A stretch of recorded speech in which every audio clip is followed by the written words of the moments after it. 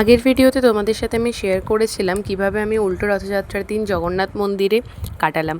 তো আমি জগন্নাথ মন্দির থেকে ফেরার সময় সেই দিনকেই রাস্তায় গৌরীপুর কালী মন্দির দেখলাম, আর দেখে আমার ভীষণ পরিমাণে পুজো দিতে মন চাইছিল, আর সেই জন্য কিন্তু আমি মায়ের কাছে পুজো দিয়ে নিয়েছিলাম। আর সত্যি কথা বলতে একসাথে দুটো মন্দির দর্শন করে কিন্তু আমার ভীষণ ভীষণ মনটা শান্ত হয়ে গিয়েছিল, আর মনে অবভিয়াসলি একটা পজিটিভ এনার্জি তো ক্রিয়েট হচ্ছিলোই, কারণ যতই হোক মন্দির বলে কথা, আর মন্দিরে গেলে পজিটিভ এনার্জি ক্রিয়েট হবে না এটা তো কখনো হতেই পারে না। আর এটা নিয়ে কিন্তু আমি সেকেন্ড টাইম এলাম গৌরীপুর কালী মন্দিরে।